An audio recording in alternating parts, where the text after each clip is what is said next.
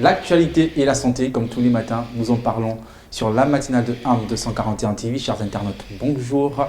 Démarrons notre émission avec Solange Tamo et la revue de presse.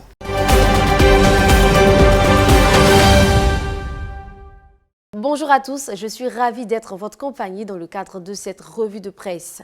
Bras de fer entre ministère de l'Intérieur et Dynamique Unitaire, la question mérite d'être posée. Le gouvernement interdit les marches simultanées du 5 février, donc aujourd'hui de Dynamique Unitaire, rapporte 7 jours info. Alors que se tient en ce moment la plénière tripartite sur la réforme du travail, le gouvernement juge inopportune toute autre action parallèle. Contre toute attente, la Confédération syndicale ne semble pas adhérer si l'on s'en tient au titre de Gabon Actu. Marche simultanée du 5 février, Jean-Rémy Yama insiste, persiste et signe.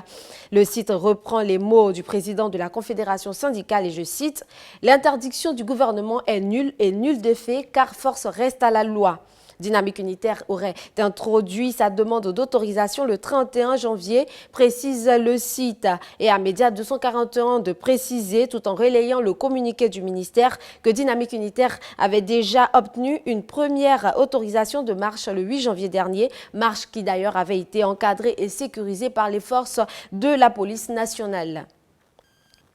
Le monde entier a célébré hier, mardi 4 février, la journée contre le cancer. L'Union s'est fait écho de la conférence scientifique organisée à l'occasion par la Fondation Sylvia Bongo Ondimba. Même son de cloche chez Média 241 qui rapporte que le cancer du sein est le plus fréquent au Gabon. Et de poursuivre, plusieurs actions ont déjà été menées dans le pays avec la création de l'Institut de cancérologie de Libreville et de la Maison d'Alice. L'Union revient pour sa part sur l'un des facteurs les plus à risque pour le cancer, notamment le tabagisme. Toujours en santé, le portail d'actualité à Libreville rapporte que l'Organisation mondiale de la santé, l'OMS, souligne que le coronavirus n'est pas une pandémie et qu'il est crucial de lutter contre la désinformation. Contrairement à ce qui est dit, l'OMS précise qu'il s'agit en effet d'une épidémie à front multiple. Et voilà, c'est tout pour la revue de presse. Restez connectés sur la matinale. Un retour sur le plateau, je suis avec les chroniqueurs Maxime et Grace, que vous connaissez déjà. Bonjour. Bonjour Freddy, comment tu vas? Salut bien, Maxime. D'accord. Alors, ce matin, dans l'Info Santé, Grace nous parle de dépendance affective. Nous revenons tout de suite après le jingle.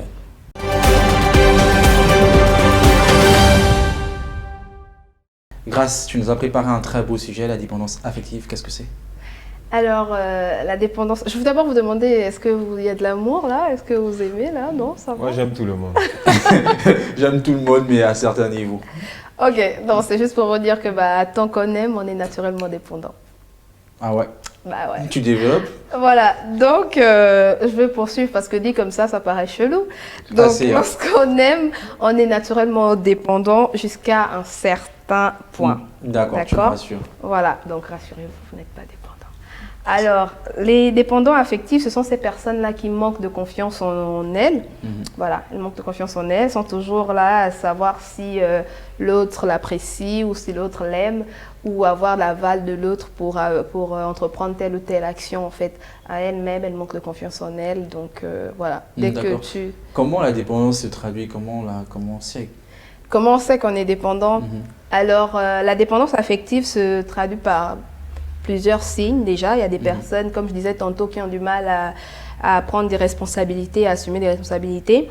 Mais il y a des caractéristiques très fortes à ces personnes-là qui sont l'obsession de l'autre. Donc lorsque le dépendant affectif est dans une situation ou en relation avec des autres, que ce soit en amitié ou encore en amour et tout, le dépendant affectif, il analyse déjà donc comme signe, je peux te proposer cela, l'obsession de l'autre. Voilà. Par obsession de l'autre, on comprend que le dépendant affectif, en fait, il analyse les moindres choses que peut dire ou faire son partenaire. Wow. Aussi, même si le partenaire est sérieux, là on parle de relation amoureuse, même si le partenaire est sérieux, il veut vraiment avoir une relation avec le dépendant, le dépendant il ne sera pas rassuré pour autant. Donc continuellement il posera la question, il voudra savoir si c'est réellement ça, si vous êtes réellement amoureux, si cela. Donc il passera. Il faudrait rassurer le dépendant à chaque instant. J'ai même l'impression que c'est dépendant affectif. Quand j'écoute tes explications, ça me fait penser à ces personnes qui sont toujours là à regarder ton WhatsApp. Exactement, exactement. En ligne, je lui envoie un message, je t'aime, elle n'a pas répondu. Enfin, pour moi, je sais pas. Les dépendants, ils sont aux aguets, exactement. Ils ont un peu les signes avant-coureurs de psychomania. Mais Freddy... Bon, je suis peut-être un peu... Peut-être de dire comme ça, c'est un peu trop dur. Tu sais, la dépendance, avant de continuer avec l'autre signe, tu sais, la dépendance affective, c'est une condition psychologique pas facile. Moi, je dirais même douloureuse pour ces personnes-là, parce qu'un dépendant, il ne sait pas qu'il est dépendant affectif. C'est par le biais de des personnes qui l'entourent qu'il peut s'en rendre compte par rapport aux remarques, aux observations. On te dira tout le temps, ouais, mais pourquoi tu es comme ça? Comme disait Maxime tantôt, si sa partenaire, j'espère que ce n'est pas son cas, sa partenaire fouine son téléphone portable à chaque seconde, lui, à un moment, il va se poser des questions, tu vois. Et même lorsqu'il ira vers elle et pour poser la question, je suis sûre qu'elle dira non, je suis pas dépendante. En plus simple, pour dire pour aider ce que tu disais, les dépendants affectifs sont des malades qui s'ignorent, c'est ça? Comme tout être humain, je dirais. Alors, d'où viennent, comment te dire, d'où vient cette dépendance? Comment on fait pour devenir dépendant affectif? Voilà, c'est une très bonne question. Mais avant de répondre à ta question, je dois aussi te dire qu'en plus de l'obsession de l'autre, les dépendants affectifs ont aussi une faible estime d'eux-mêmes. Faible estime de soi. Voilà. Une faible estime de soi parce qu'à ses propres yeux, elle ne s'estime pas assez méritante des relations qu'elle a. Donc elle peut être amie à... Je peux être, disons que je suis dépendante. Voilà. Et moi, je ne m'estime pas convaincue ou... à la hauteur de notre relation. Voilà, à la hauteur de notre relation. Même si tu peux me dire que oui, on va prendre un verre, je vais douter du verre. Peut-être dit comme ça, c'est abusé. Mais ces personnes-là ont un sérieux manque de confiance en... Toujours en train de douter du choix elles sont vulnérables, elles sont peu sûres d'elles. Maintenant, d'où vient cette condition psychologique? Généralement, la dépendance affective tire des origines lointaines dans notre enfance, parce que, comme je disais tantôt, les dépendants affectifs, ils ne donnent que ce qu'ils reçoivent. Donc, ils vont te demander si tu aimes à chaque 2 secondes. Voilà. Ça peut être barbant. Ouais, super barbant.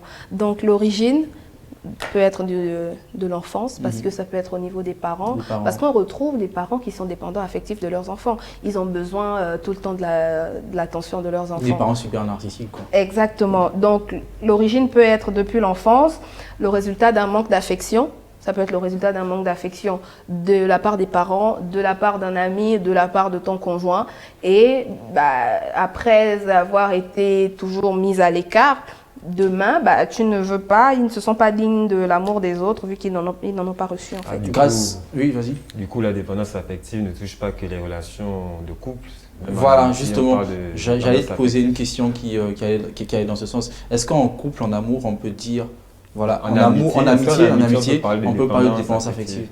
Oui, en amitié, on peut parler de dépendance affective. La dépendance affective, je veux dire, se retrouve dans tous les rapports humains, en fait, dans toute relation humaine qu'on a.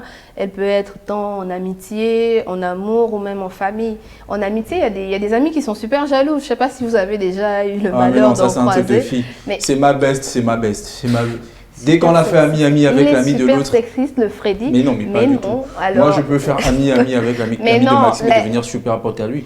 Mais oui, ça c'est toi, Freddy. Moi, je veux dire, c'est tous les hommes. Ouais, je pense que Maxime, tu partages mon avis. Voilà. Mais non. On va quand même poser une question à Maxime, parce que Maxime, c'est un vrai dieu. C'est un gars du Nord. Tu sais, eux, ils sont réputés pour être des vrais dieux. Maxime, est-ce que tu penses avoir déjà souffert de dépression affective? C'est ça? Oui. De dépendance affective. Bon, je ne sais pas si je suis un vrai dur. Il y a des séparations. Ça laisse entendre quelque chose. Il y a des séparations qui m'ont fait très mal, j'avoue, mais je les prends avec beaucoup de philosophie. Donc, du coup... Non, moi, je ne comprends pas, en fait, Freddy, excuse-moi. Il a dit il y a des relations qui ont fait très mal et il prend des séparations. Et aujourd'hui, tu les prends avec beaucoup de philo. Mais oui, mais donc, même à l'époque, je les prenais avec beaucoup de philosophie. Ça me faisait mal, je ne vais pas mentir. Je suis un homme, j'ai un cœur, je suis un peu... fleur bleue. Ouais, mon gars, on casse Mais, deux boches. Voilà, tu t'assois, deux trucs, et puis avec les amis, ça rigole. Et par contre, ça ressemble beaucoup à Grace. Voilà, c'est le genre de meuf, quand tu la regardes, à la regarder, tu as brisé le cœur. Même pas brisé le cœur, tu as gratté un peu le cœur, c'est fini, ça pleure ça partout. pleure pendant 3 mois. Hein? Quand même, quand on la regarde, ça ressemble à ça. La déprime de ça. Alors, on va évoluer. Mais non, là, tu as fini mal parce que je suis en noir également. On va évoluer. Grâce, peut-être un mot pour conclure. Oui, alors pour conclure, je dirais qu'on peut s'en sortir, d'accord? La dépendance affective n'est pas une fatalité, c'est pas une finalité. Alors, comment on fait pour se sevrer? Voilà. Pour s'en sortir, déjà, comme je disais tantôt, un dépendant affectif aura du mal à reconnaître qu'il est dépendant affectif. Donc, lorsque l'entourage vous en parle, vous prenez quand même du recul, observez-vous, et lorsque vous vous rendez compte que vous êtes en face de ces symptômes-là, reconnaissez déjà que vous avez ce problème, parce que c'est là le pas vers la guérison, la première guérison. Mais l'idéal serait de rencontrer un spécialiste, donc un psychologue avec qui discuter souvent pour totalement guérir. Mais le premier pas, c'est d'en prendre conscience. Le premier pas, c'est d'en prendre conscience, comme disait Grace. Parce que justement, vous faites les choses à votre guise. Ça, c'est pas normal. Alors Maxime, tu vois les retombées. En parlant de retombées, Maxime nous parle des retombées du Petit Mayombo. On revient tout de suite après le jingle dans l'Actu Plus.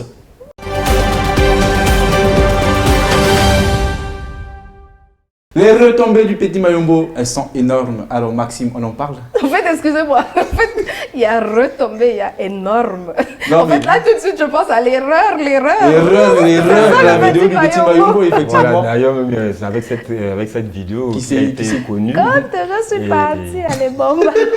Non, en fait, cette vidéo, j'en peux plus. Pardon, s'il te plaît, Grace, tu te laisses poursuivre? Alors Maxime, vas-y.